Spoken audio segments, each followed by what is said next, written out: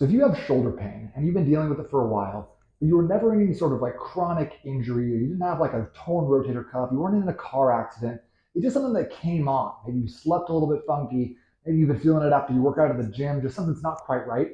I'm going to show you how to get rid of that type of pain in just a few easy steps. Okay, so I'm going to show you, it's going to have 4 different implements. We're going to use a lacrosse ball, a foam roller, a band, and then a TRX.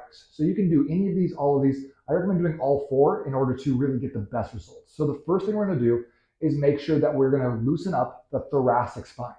Top of the neck is called cervical spine. Lower back is called lumbar spine. So that mid back is called thoracic. And in your thoracic spine, if you don't have a good mobility, if you can't lift with your chest like this, what ends up happening is we start lifting with our shoulders when we reach up overhead. That's why I don't recommend a lot of people do overhead presses, because most people, we sit at desks, we're all the way over the computer like this, we don't have the requisite mobility to press overhead, so we start causing issues if we want to go do an overhead dumbbell or barbell press. So the first thing we need to do, if I see someone who has shoulder pain or neck pain, is we want to get into a thoracic stretch with a foam roller here, okay? This is a really easy way to do it. You can also do this on a bench, which I'll show you in just a second. So right here, starting like this, put this about mid-back level, cross your arms across your chest, take a deep breath in, and rock back. Exhale on the way down, and come back up, scoot down a vertebrae, rock all the way back. So the goal is to get all the movement in that thoracic spine, kind of at the rib cage area. And then you can do this if you have 2 lacrosse balls or 2 tennis balls you put into a sock like a peanut.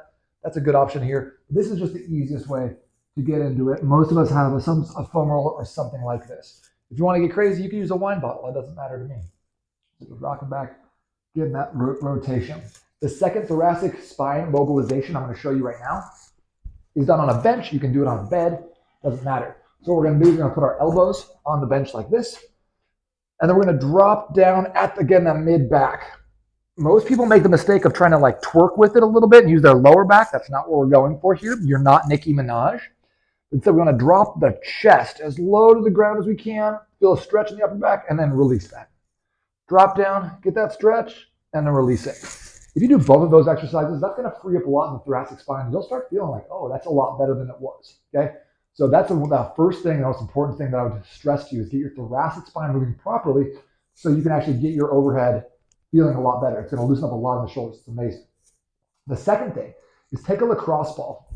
And then what we're going to do is we're going to lay on the ground and we're going to put this lacrosse ball underneath our shoulder, kind of in the rear delt, tricep, like back area. So with the ball right there, now we're going to roll over on top of it and like put some pressure down onto it. So we're almost on our side.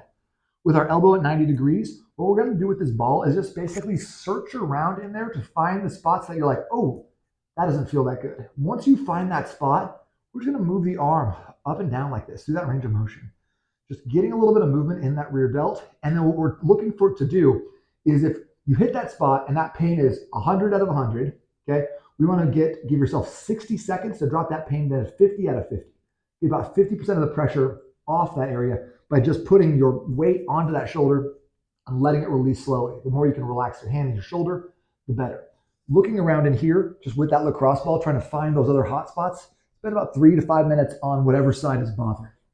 So those are the 2 ways we're going to get some relief when it comes to actually getting into the shoulder. So if you have pain, I would highly recommend you start with those things, okay? Once you get out of pain, the next step is to start strengthening that area.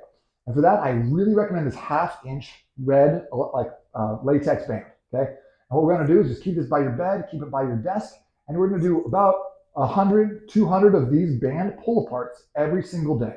You can do 10 at a time, 20 at a time, doesn't really matter. But we want to avoid doing tricep move, the elbows, and instead pulling apart, keeping our arms straight. So we're getting movement through the scapula or the shoulder blades. The goal is to teach your shoulder blades how to rotate around your rib cage naturally. So you should start feeling this in the shoulders as you do it. You can't go wrong with these. Doing 100 of these a day is going to prevent you from having shoulder issues if you don't have them already. And can help get you out of pain. So that's the 3rd step. So once you get free and loose from the stretch, then we dive into it with the lacrosse ball. Then we add in those band pull aparts. And then the 4th step is to really start strengthening up the rotator cuff with a move I like to call a TRX Cuban press. Okay, I'm going to demonstrate this real quick.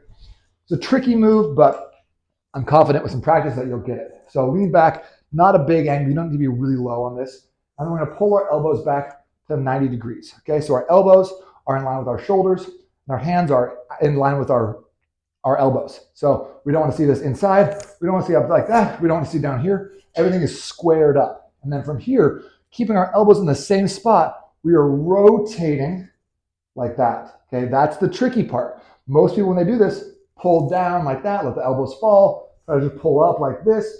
But what we want to do is we want to pull high, rotate up, rotate down, and then back out. When you can do 15 of these without losing your form, you're at pretty strong rotator cuffs. You should be feeling pretty good. Okay? Don't try to do all 15 at once. Make sure that your form is your priority, and especially this rotation. If you can't quite get a full rep on it, what I encourage you to do is drop your foot back here, give yourself a little bit of a kickstand so you can push off of that back foot as you start working on these. So that's the 4-step process that I take everybody through if they come in presenting with some shoulder pain, but they haven't had any sort of acute injury, car accident, fall, break, strain, or anything like that that would cause it, and you're still just wondering, like, why is my shoulder bugging me? Try these pieces out in the order that I just described, and let me know how you feel afterwards. See you on the other side.